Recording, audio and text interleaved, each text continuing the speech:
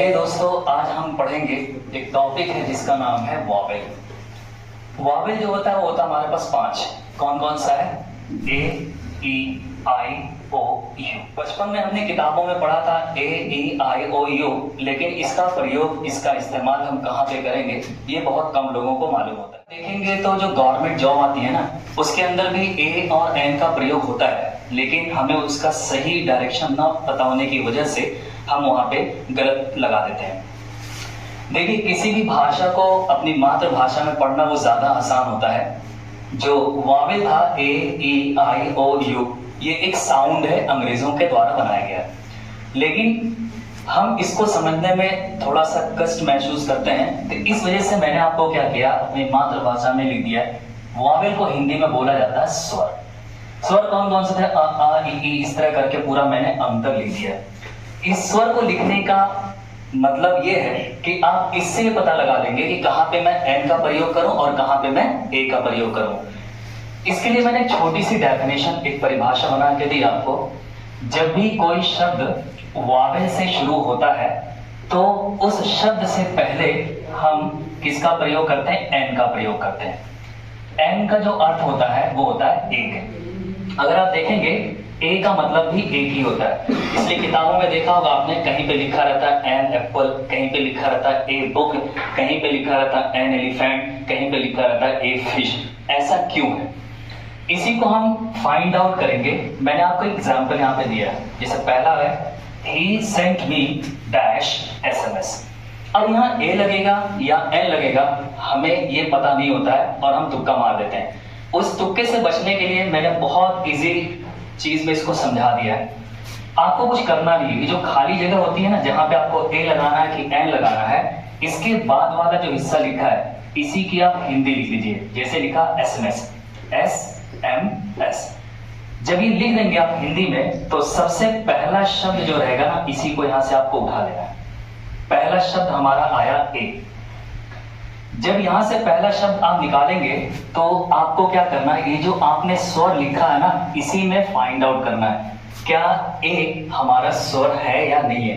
अगर हम देखेंगे ए क्या है, हमारा स्वर है, तो अगर इस पहले शब्द से इनमें से कोई चीज मिल जाती है तो हमको वहां पे लगाना होगा एन। क्यों लगाना है? क्योंकि क्या हो गया, स्वर मैच कर गया। दूसरा क्वेश्चन है he reads in dash university. Same चीज मैंने यहां पर भी क्या किया, जो खाली जगह है इसके बाद वाले हिस्से को मैंने क्या कर दिया, हिंदी लिख दिया। University, university.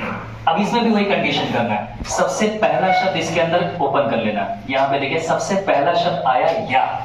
अगर हम जाएंगे इस स्वर वाली लाइन में तो आ से लेके अंग के बीच में यहाँ पे या कोई शब्द मैच नहीं कर रहा है। तो अगर ये स्वर से नहीं मैच किया, इसका मतलब फिर यहाँ पे आपको जो लिखना रहेगा वो लिखना रहेगा ए। ए आपका एक कॉन्सोनेंट है।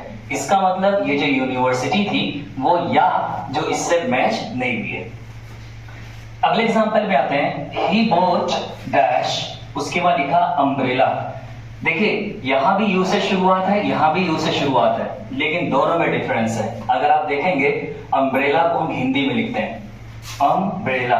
सबसे पहला शब्द इसका क्या, अम। अगर आप देखेंगे तो इसका मैच जो है वो यहाँ पे हो गया। इसका मतलब ये जो अंग है ये क्या है, हमारा स्वर वाले कॉलम में आता है। इस वजह से हम यहाँ पे क्या ले लेंगे, एन ले लेंगे। अगर यहां से बनाई हुई चीज इससे मैच ना हो तो आपको ए लगाना है, और अगर मैच हो जाती है तो आप क्या लगा देंगे, एन लगा देंगे।